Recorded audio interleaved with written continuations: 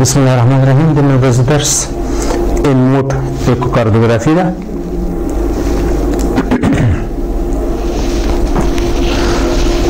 په ټولیز توګه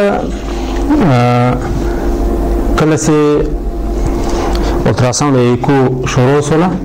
نو یو ایموډ اختراع شوی لومړی ځل، بیا بي موډو، بیا ام موډو چې دا په مختلف میتودونو باندې کار کوي. نو اول ځل چې الټراساوند اختراع شو هغه وخت کې یو صوتي موج به یو جسم تاسو و د دې نه بس صوت انعکاس وکړ، دلته به یو موجه رسمه شوله، داسې یو جیکه موجه. نو دا په دې پورې اړه لري په ای موډ کې چې دغه جسم غټوالی څومره ده. که چیرې جسم غټي یو خبره، بل دا چې د دې جسم نه ډېر انعکاسات راسي. نو که چیرې دغه جسم د مثلا دلته صوتي امواج راغلل، د دې نه انعکاسات ډېر شول، داسې ډېر انعکاسات راغلل، نو دغه امپلیتود به جګه څومره بس انعکاسات ډېر راغله، دلته به موجه جګه رسمه شوله. نو په دې سره سړی پوهېده چې دغه جسم باندې چې صوتي امواج لګېدلي دي، د دې وړتیا د امواجو غبرګون کې یا انعکاس کې څومره دي، څومره ډېر امواج دا انعکاسولی شي، یا کوم جسم هلته په مخ کې شته ده که نه شته ده. که چیرې جسم انعکاس ډېر و، په دې معنا چې دا به کوم فلزي شی یا داسې هغه اتومونه به ډېر سره نږدې او که چیرې انعکاسات به کم وو، هغسې به سافټي شو دې شیانو ته فکر کوو. ای موډ نه اوس دومره کار نه اخیستل کېږي، ډېر اوس الټراساوند چې ډېره کارونه کوي، ډېر مطالعات چې کوي، هغه په بي موډ باندې کوي. په بي موډ کې داسې اوس مثلا دغه یو جسم ده، دلته امواج د پروب نه مثلا ستا پروب دلته ایښې ده، صوتي امواج راځي دلته په دې جسم باندې لګېږي، د دې جسم نه امواج بیرته انعکاس کوي. مثلا دې ځای نه یو انعکاس ولاړه، دې ځای نه ولاړه، دلته چې پروب ته ولاړه، پروب نه ماشین ته ولاړه. په ماشین منیټور کې مثلا دا منیټور ده، د دغې نقطې انعکاس بیرته راغی، دلته یو ټکی کېښودل کېږي، د دې نقطې انعکاس دلته ټکی، د انعکاس دلته ټکی. نو دا امواج چې انعکاس کوي چې تېرېږي له دې جسم نه په دې بلې څنډې لګېږي، د دې ځایونه چې انعکاس کوي، مثلا د دې ځای نه انعکاس وکړه، دې ځای نه انعکاس وکړه، دې ځای نه، دې ځای نه، خو دا هر نقطې نه چې انعکاس کوي، دلته د هغې په ځای باندې یو ټکی کېښودل کېږي. دغه ټکي چې سره ټول راټول کړي، نو دې نه بېرته همدغسې یو جسم جوړېږي. دا بي موډ ده. بي موډ د برایټنس نه اخیستل شوی ده، د روښانتیا نه. څومره چې انعکاسي امواج د جسم نه ډېري، هغومره دغه نقطې چې کېښودل کېږي ډېر روښانه کېښودل کېږي. که چیرې انعکاس د دې ځای نه وي، بیا دا ځای تیاره ښکارېږي، هلته انعکاس نه وي، هغه ځای به بیا تور ښکاره شي په ایکو کې. چې څومره انعکاسات ډېرې، هغومره به دغه برایټنس او یا ایکوجنیسیټي د هغه جسم بیا ډېرې دلته به ډېر روښانه ښکارېږي. بي موډ ته تو ډایمنشنل ایکو وایي. تو ډایمنشنل ایکو د دې لپاره ورته وایي چې موږ او تاسې د دغه جسم دا څنډه مو لیدله، دا څنډه مو ولیدله، د دې جسم دا برخه دا برخه دواړه مو لیدل دلته. نو دې نه یو تصویر واخیستل څه په ای موډ کې چې و، دا ای موډ چې ده دغه جسم نه چې کوم انعکاسات راتلل، یوازې دلته موجه رسمېدله داسې. که چیرې دا جسم دومره ولی په دومره غټوالي سره، بیا هم دا موجه دغسې وله. او که چیرې دا جسم بیخي نری ولی، ضخامت بیخي کم ولی، دغومره ضخامت سره بیا هم دغه موجه دغسې رسمېدله. نظر دې ته چې څومره صوتي امواج بیرته انعکاس کوي. دا ای موډ و. په بي موډ کې موږ تاسو دې ته تو ډایمنشنل وایي، د جسم دواړه څنډې کتلی شو. ام موډ څه ده؟ ام موډ ته موشن موډ هم وایي. موشن موډ په دې معنا چې یوازې د دغه جسم حرکت درته ثبتوي چې دا جسم څنګه حرکت لري، کومه خواته حرکت کوي، هغه حرکت یې په ام موډ کې موږ او تاسو سنجولی شو. اوس به د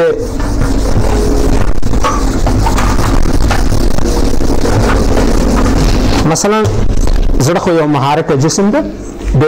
محرک جسم لپاره مثلا دلته اوس داسې وګورئ چې موږ او تاسو په لیفت ventricle پاپیلري مسل لیول کې یاستو. په پاپیلري مسل لیول کې دلته موږ او تاسو ام موډ خط واچوو. دغه بوتین ده، بوتین تقلص کوي، داسې حرکت کوي، سیستول کې ورکه کېږي، دیاستول کې غټېږي. ام موډ خط چې موږ او تاسو کله پې باندې واچوو دغه حرکت دې ښیي راته. اوس مثلا دغه انټرونټریکولر سپټم ده، دغه پوستریر وال ده. سیستول وکړي دا انټرونټریکولر سپټم داسې راځي، داسې دغه پوستریر وال وړاندې ځي، داسې حرکت کوي. یعنې د دغه جسم حرکت موږ او تاسو کته په دیاستول کې بیرته خپل ځای ته ځي.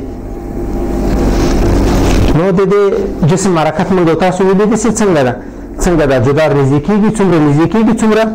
بیرته شاته ځي. په همدې شکل باندې تاسې داسې وګورئ چې دا ام موډ چې ده لکه د ای سی جي ماشین غوندې چې هغه ای سی جي ماشین ستنه لري. کمپاوند مې دلته یو ستنه ده. دغه ستنه حرکت کوي په کاغذ باندې، په کاغذ باندې حرکت کوي. نو د دغه ستنه خپله ځای په ځای باندې ولاړوي، خو د کاغذ یې ورلاندې داسې تېرېږي، کاغذ یې ورلاندې تېرېږي. د ای سی جي موجود موږ تاسو داسې راځي.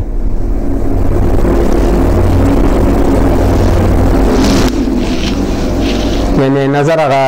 برقي امواجو ته چې مثبت و منفي دي، ستنه په خپل ځای کې خوځېږي، داسې خوځېږي، موجه دغسې رسمېږي. ام موډ کې هم همداسې ده. ام موډ کې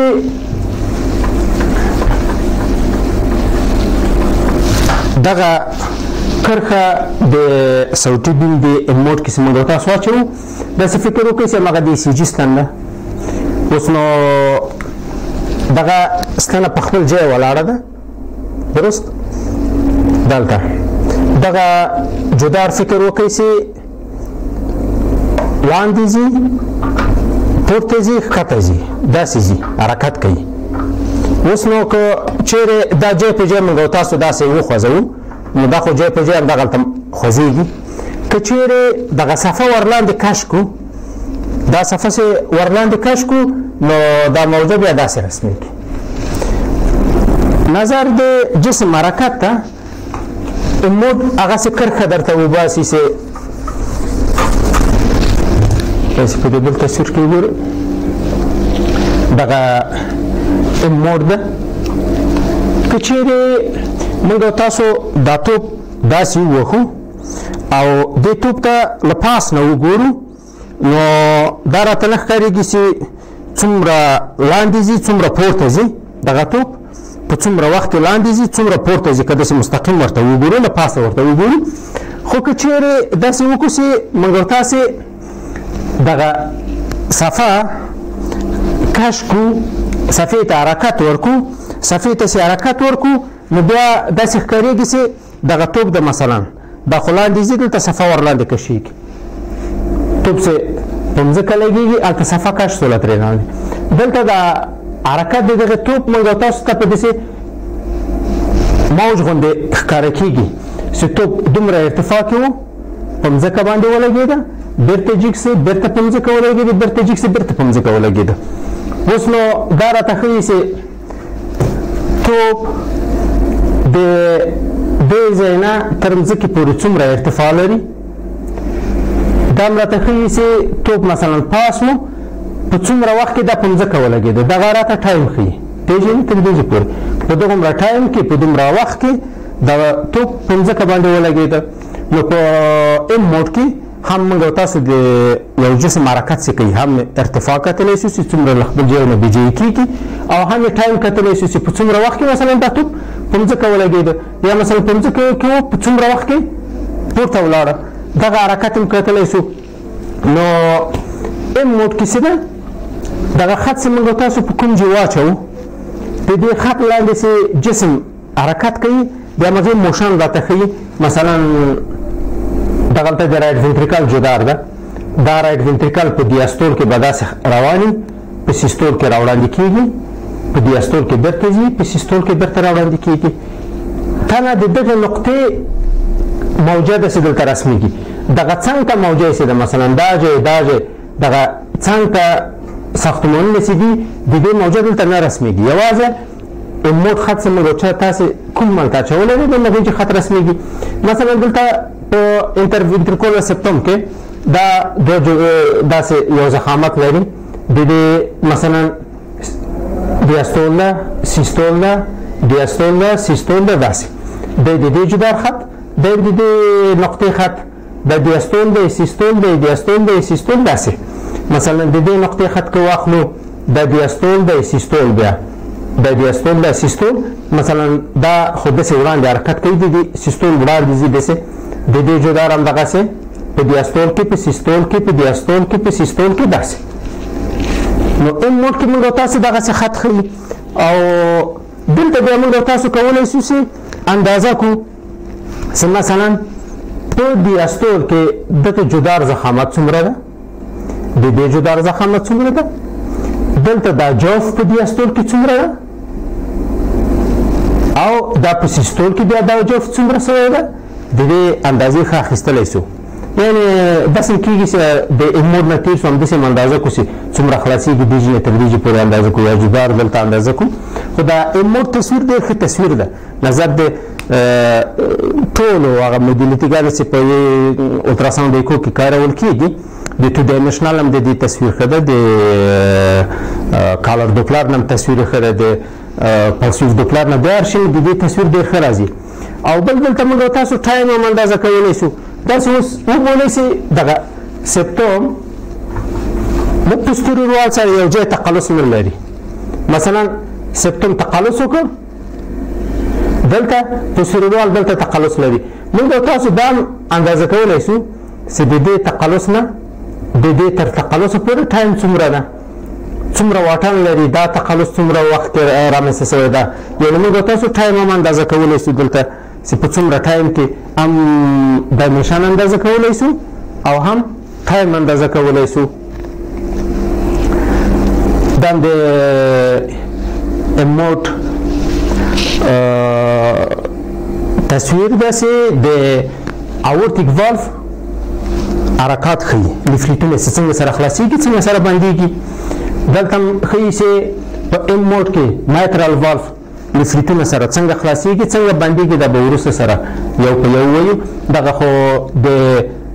لیف وینټریکل حرکات دي چې دلته موږ تاسو سره رسم کړل چې په سیستول کې څنګه ده په دیاستول کې سره څنګه حرکات لري او د لیف وینټریکل ډایمنشن لکه دلته موږ تاسو وښودل سره دا موږ تاسو کولی شو په موډ کې مثلا دیاستول کې اندازه کړو سیستول کې اندازه کړو دغه جدارونه هم په دیاستول کې هم په سیستول کې سره اندازه کړو دا مثلا دلته ګوره په پرسترنل لانګ اکسس کې خط داسې اچول شوی ده چې په لیف وینټریکل باندې خط عمود راغلی ده د دې موضوع دلته رسمي شوي دي د رایټ وینټریکل جدار ده دا هلته راغلی ده دا انټروینټریکولر سپټوم ده د سیستول دیاستول کې حرکت کوي داسې موضوع راغلی ده دا د پوستیرور خط ده داسې خط یې دلته راغلی ده اوس نو که موږ تاسو دغه ام موډ خط واچوو موږ تاسو ویلي چې خط هم چې کله واچوو تا نه د هغې برخې رسم درته وباسي چې دا خط رې تېر شوی ده مثلا که خط دلته واچوو په اورټیک والف باندې نو موجه به دلته داسې د اورټیک والف لیفلیټونه به رسم شي دلته که مایترال باندې واچوو دلته مایترال لیفلیټونه به حرکات به ښکاره شي که لیف وینټریکل په یو پر درېیمه باندې واچوو په مثل لیول باندې کېدای شي داسې موجه رسمه شي داسې شکل رسم شي اوس نو حرکات ګورو چې په ام موډ کې د مایترال لیفلیټونو حرکات څنګه دي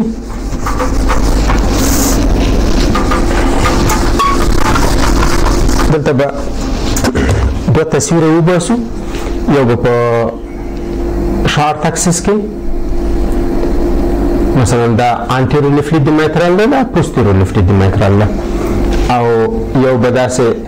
بل تصویر وباسو چې aortic apical four chamber view دلته لیفلیټونه دي دا مثلا انټیریور لیفلیټ دی دا پوسټیریور لیفلیټ ده دلته په شارټ اکسس کې دا پاسانه یې ده دا انټیریور لیفلیټ ده دا ښکتنی انفیریور لیفلیټ ده اوس که چیرې موږ تاسو خط د ام موډ دلته په دې باندې واچوو دا جدارونه به پرېږدو مثلا خو دلته هغه د رایټ ventricle موجه داسې داسې سیستولې دیاستولې رسمیږي دا بیا هماغه انټرventricular septum ده او د پوسټیریور وال داسې څه رقم حرکات رسموي موږ تاسو هدف په دغه کې داسې د مایترال لیفلیټونه حرکات وګورو کله چې بوتین په سیستول کې بوتین چې په سیستول کې و د لیفلیټونو سره تړلي دي دا لیفلیټ او دا لیفلیټ دواړه سره تړلي دي دواړه داسې فیوز دي سره کله چې اوزاین کې فشار ډېر زیات شي دغه لیفلیټونه د مایترال په زوره خلاصوي داسې البته داسې دا خو د ایکو منظره ده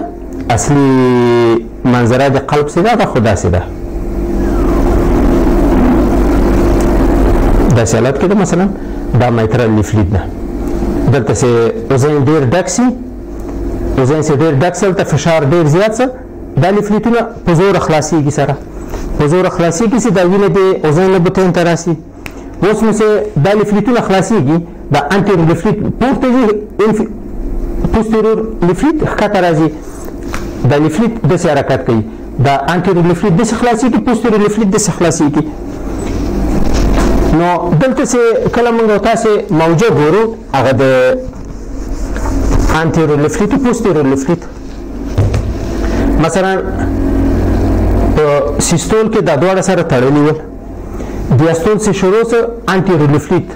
داسې خلاصه پوسټیریور لیفلیټ داسې خلاصه داسې خلاصه دا وینه ډېر مقدار یو دم راځي بوتین ته راداخلېږي بوتین ته چې راداخل شو دلته فشار زیاتېږي دلته حجم زیاتېږي دا لیفلیټونه کرار بېرته سره راټولېږي اول داسې خلاصي وله ورو ورو داسې سره بېرته راټولېږي نو دا لیفلیټ به بېرته داسې راټول شي دا لیفلیټ به بېرته داسې ټول شي سره کرار دا لیفلیټونه بېرته ټولېږي وروسته اوزاین تقلص کوي دواړه اوزایناته تقلص کوي چې هغه خپله پاتې وینه په زور ټوله کې بوتین ته یې ور واچوي نو دلته چې دا لیفلیټونه مثلا لږ سره بېرته راټول شوي ول دلته چې اوزاین تقلص وکړو دا لیفلیټونه بېرته سره خلاصوي بېرته خپل اصلي جي ته خلاصوي لیفلیټ به دا بېرته خلاصي دا به بېرته داسې خلاصي نور د دیاستول صفحه ختمېږي دا لیفلیټونه کرار نور تړل کېږي سیستول شروع کېږي دواړه لیفلیټونه تړل کېږي دیاستول ختم ده سیستول بېرته شروع کېږي سیستول صفحه ده بیا چې دیاستول شروع کېږي بېرته هم دغه حرکت بیا شروع کېږي د دې لپاره دغه حروف چې دي دا په ترتیب سره کېښودل شوي دي مثلا دلته ا ده دغه نقطې کې بي نقطه ده اوس به یې درته ووایو چې دا بي نقطه څه شی ده دا بي نقطه ده بي ده دلته بیا سي ده ډي ده ای ده اف ده A B C D E F دا په ترتیب سره یې ښودل شوي دي خو دا د موږ تاسو یو دیاستول ده دا بل دیاستول ده د یو دیاستول نه شروع کړې ده په بلې ور ختمه کړې ده هغه د دې لپاره چې دغه د لیفلیټونو حرکات چې دي له دې حرف سره لږ څه تطابق ولري مثلا ا لیفلیټ ده دا د اتریال کانټراکشن چې موږ تاسو ویلی سي دلته چې کله هغه پاتې وینه دلته وي او وینه یو څه پاتې په دیاستول کې اوزاین تقلص کوي د اوزاین د تقلص نه وینه داخلېږي دغه ته بوتین ته د لیفلیت بیرته خلاصیږي. دغه موجه د ای موجه د دې ته اتریال کانټراکشن موجه وایي چې د اوزین د تقلص له وجې نه د لیفلیت بیرته را خلاص شوی ده. بلې نقطه چې ده کله چې دا فشار په اوزین کې ډېر زیات وي، مثلا اوزین تقلص وکړو دا لیفلیت خلاص کړه، دا لیفلیت غواړي چې بیرته راټول شي. دلته غیر له دې نه چې حجم ده دلته خو د هغه څلور دانې پلمونري وینس دي، د هغې وین هم دلته راغورځي، نو دلته یو دم حجم ډېر شي، دا لیفلیت ځان راټول کړی دی بیرته یو ډکه خوري، بیا لږ نور هم خلاصېږي. مثلا دلته د موجه زه درته رسم کړم، دا لیفلیت خو خلاصه بیرته تړل کېږي، بیرته تړل کېږي. په دغه وخت کې دلته دا ډېر حجم سره راسي، بیا لږ خلاصوي سره داسې بیا لږ خلاصوي نور تړل کېږي داسې. دغه نقطه ته دې ته بي وایي، بي نقطه ورته وایي چې دا هغه وخت کې رسمېږي چې دلته فشار په اوزین کې ډېر زیات وي. بي نقطه ده. بیا نو سی نقطه ده. سی نقطه یعنې کلوژر تړل کېدل دي چې لیفلیتونه نور سره تړل کېږي. دا د سی موجه د سی نه تر ډي پورې دا د سیستول صفحه ده. سیستول صفحه د سیستول څخه خلاصېږي. ډي یعنې دیاستول نوی شروع کېږي. دیاستول چې شروع سه دا ای نقطه ده. ای نقطه په دې معنا چې ایرلی فیلینګ ده، یعنې کله چې دغه لیفلیتونه د مایترال خلاصېږي په دلته وزن ډکي، دغه حجم ټول راځي بوتین ته داخلېږي. هغه نظر په تفاوت د فشار د بوتین د وزن ترمنځ نو دا ایرلی فیلینګ یا د دیاستول په شروع کې دغه کوم حجم چې دلته راځي د ایرلی فیلینګ وایي. دا د ایرلی فیلینګ په وخت کې دغه لیفلیت څخه خلاصېږي، نو د دې لپاره دې ته ای نقطه وایي. د ایرلی فیلینګ دا د دیاستول شروع دغه او داسې لیفلیتونه ورو ورو سره تړل کېږي بیرته. دغه نقطه ته دې ته نقطه ته اف وایي. دې ته مله دلیل نه ده پیدا کړی، خو دا اف نقطه ده. په دې شکل سره د دیاستول شروع یو لیفلیت څخه خلاصېږي. ډي ده، ای ده، اف ده، ای ده، دلته بي خو نشته، دا اکثرا نه وي. بي نقطه اکثرا نه رسمېږي خو جای ورته پرېښی ده. بي ده، بیا دلته سی ده، بیا ډي لیفلیت ده. او د انټیرو لیفلیت پورته خلاصېږي، پوستیرو لیفلیت ښکته خلاصېږي. د دې حرکات معکوس دي. مثلا ډي نقطه دلته ده، ای نقطه ده، اف نقطه ده، ای نقطه ده، سی نقطه ده. همداسې راځي، بیا ډي ده، بیا ای ده، بیا اف ده، بیا ای ده، بیا سی ده. داسې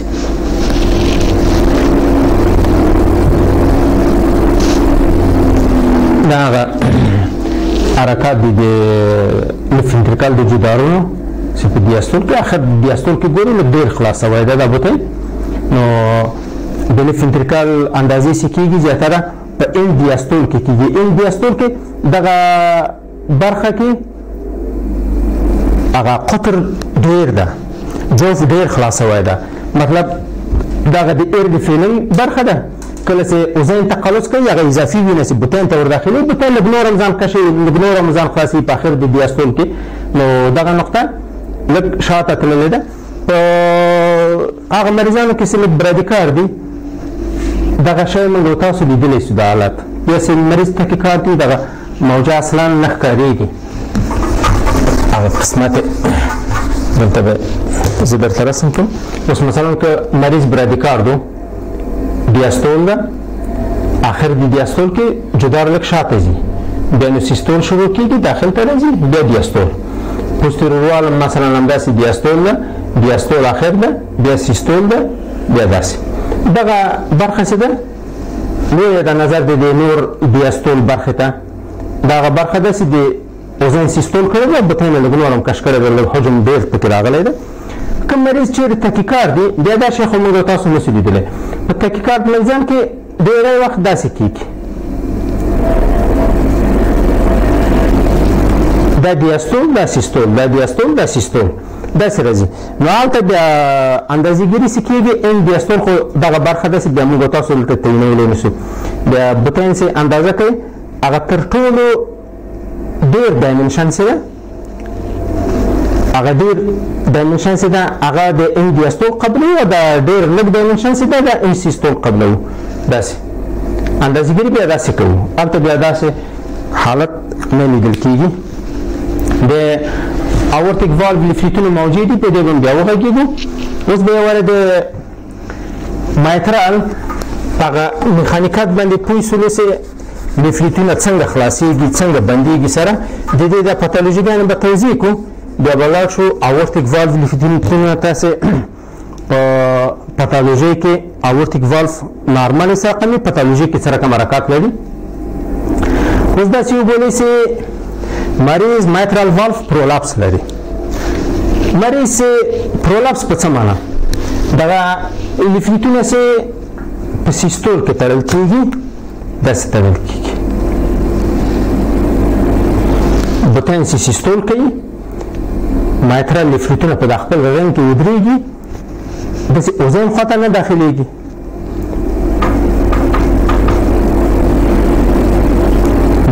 دلته ودرېږي. که چیرې دا لیفلیټونه اوزین ته ورداخل سو، مثلا دلته بوتین فشار راوړه په لیفلیټونو باندې دا یو لیفلیټ ورقات شو اوزین خواته، نو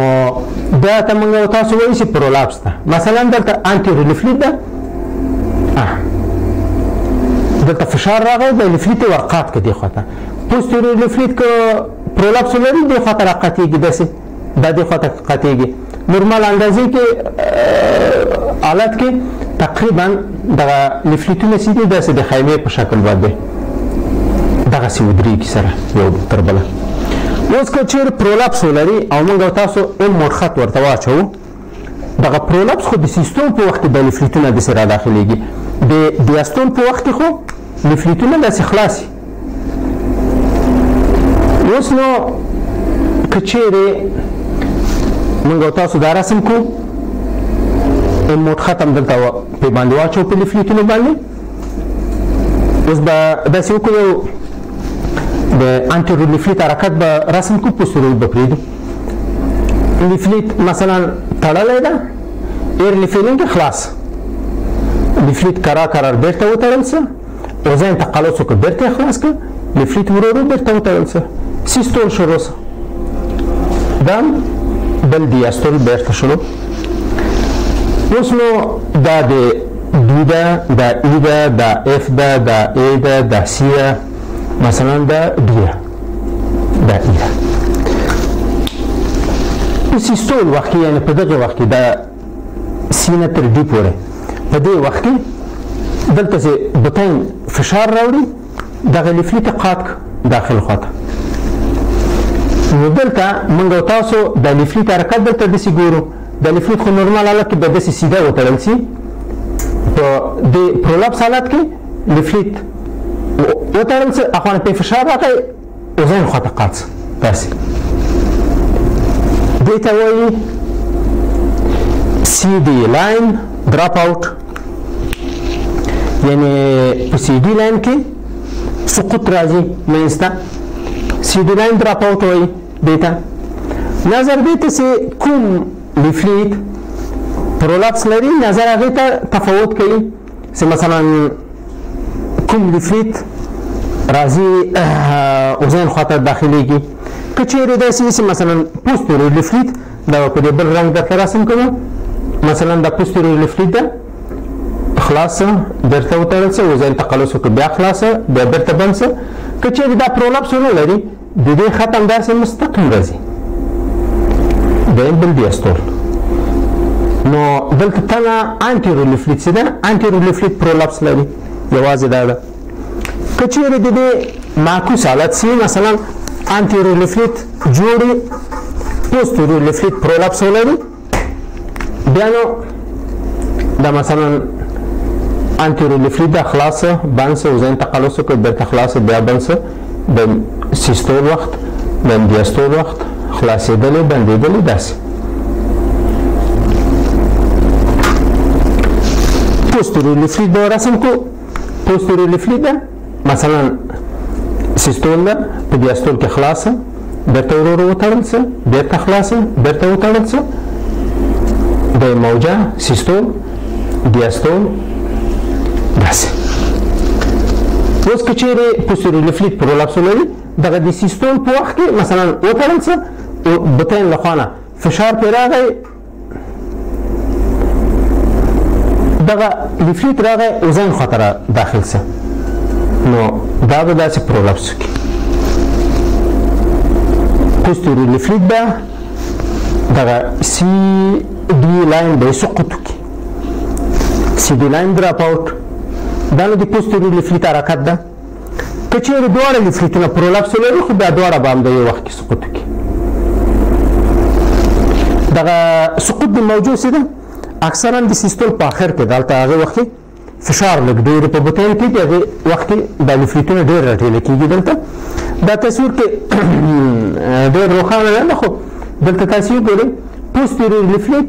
ډېر پرولپس لري دلته ګورئ دلته داسې سوی ده مثلا دلته ډي ده ای ده اف ده ای ده صحیح ده ای دلته راغلی ده ای ده بیا دلته هماغه سی ده کلوژر ده چې داسې راغلی ده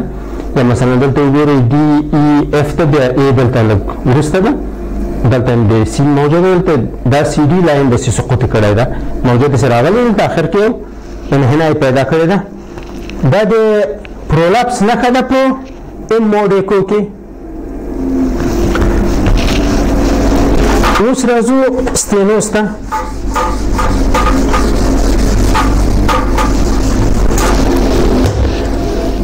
نورمال حالت کې مثلا دا لیفلیتونه خلاصیږي دا یو لیفلیت داسې خلاصیږي یو داسې خلاصیږي مکمل خلاصیږي. دلته که موجه رسم کو تنه د انټیرو لیفلیت حرکت رسم کو خلاصو ښه ډېر ورو ورو وتړل څه بیا خلاصه بیا وتړل څه داسې.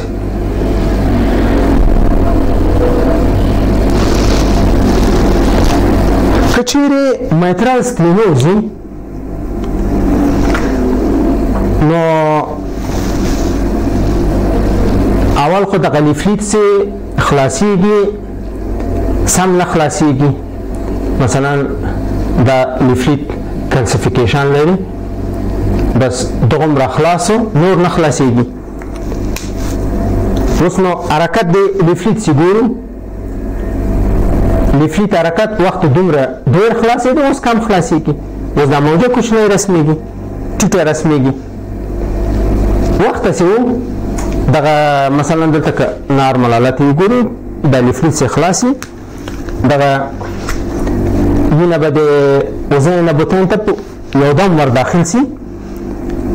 دلته به فشار ډېر زر جګ سي لیفلیت به بېرته وتړل سي کرار. دلته اوس د دغه واړه جینه دا وینه تېرېږي بطن ته نو د بطن فشار زر نه جګېږي دا لیفلیتونه زر سره نه راټولېږي او بل دلته فشار ډېر ده په وزن کې دا لیفلیتونه نه راپرېږدي چې بېرته ځان راټول کړي نو دا لیفلیتونه به ډېر وخت لپاره داسې خلاص پاتې سي ډېر وخت لپاره به داسې خلاص پاتې سي داسې وزن تقلص کوي وزن تقلص ده داسې.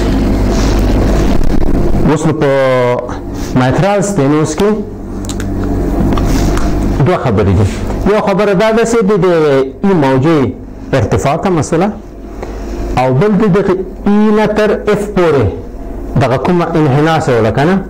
دلته ای دی دلته اف ته دا کا مسله وخت ډېر سر جوړوي نو ستاسې کېږي وخت لیفلیتونه مثلا یو دم به خلاص ولوي نه به داخل سره بطن ته به داخل سره د لیفلیتونه بېرته راټول سو سره هلته به فشار جګ سو لیفلیتونه بېرته سره خلاص لیفتونه زر بیرته راټولېدل. اوس دلته په اوزون کې فشار ډېر زیات ده لیفلیتونه سم سره نه دي خلاصوي داسې لږ حرکت کړی ده لږ لاره یې پرېښې ده اوس دغه لږ لارې نه دا وینه باید ډېر په سرعت سره تېره سي بطن ته نو دا لیفلیتونه حرکت لږ کړی ده اوس نو دا لیفلیتونه دغه وینه نه پرېږدي چې بېرته راټول سي دلته فشار پرې باندې ډېر ده دا لیفلیتونه به همداسې خلاص پاتې کېږي تر ډېر وخته پورې دا لیفلیت به همداسې خلاص پاتې کېږي چې تر هغو دا د وزن ټوله وینه بطن ته ور داخل سي بطن کې فشار جګ سي دا لیفلیتونه بېرته را وتړي نو نارمل حالت کې څه ده د مایترال لیفلیټونو حرکت داسې ده مثلا چې خلاصه زر تړل کېږي بیرته سستینوز ولرو لیفلیټ چې خلاصه بس همداسې مجبوره ده خلاص به پاتې کېږي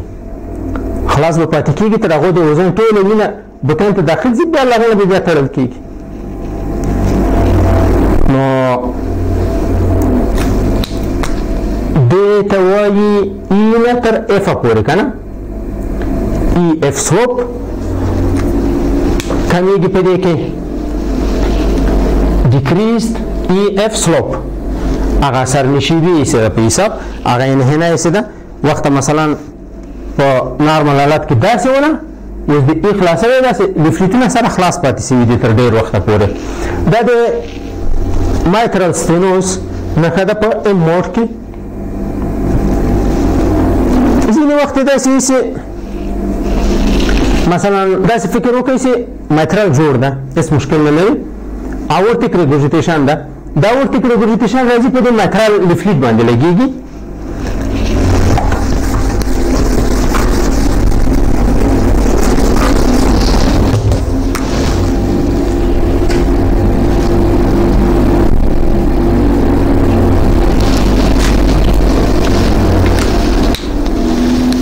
د ریګارج وینه مثلا دلته اورټیک ریګورجیټیشن ده دغه ریګارج چې راځي دا خو د دیاستول په وخت کې راځي د دیاستول په وخت کې دغه لیفلیټونه ځان خلاصوي دا لیفلیټ داسې خلاصېږي دا لیفلیټ داسې خلاصېږي دا لیفلیټونه ځان خلاصوي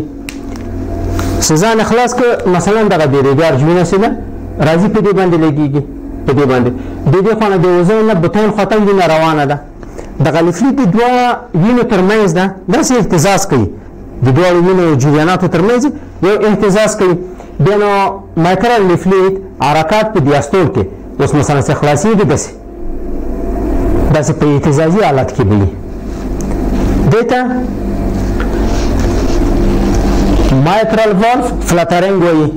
لکه د سی جي فلټر چې ده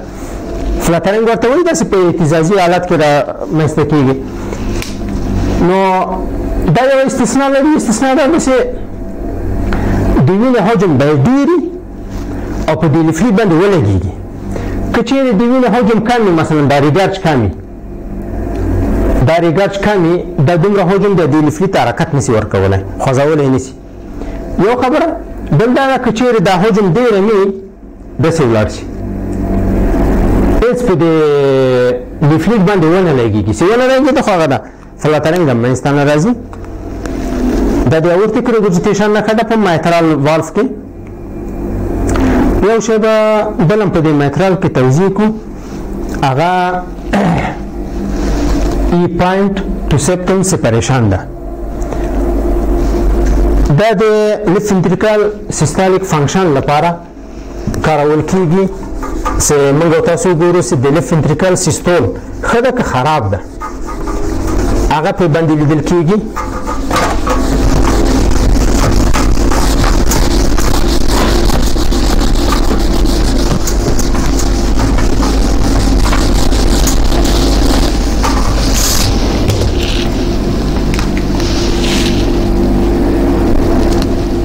دا پاراسترنال لانګ اکسس به داسې رسم کړو زیاتره په همدغه پاراسترنال لانګ اکسس کې دا ارزیابي کېږي دلته به وګورو اپیکل فور چمبر کې به وګورو بخیر دا د 5 چمبر کو سی ورته هم پکې ښکاره شي که چیرې د لیفت ventricular systolic فنکشن ښیي نو د دې ایجکشن فراکشن به د 55% نه پورته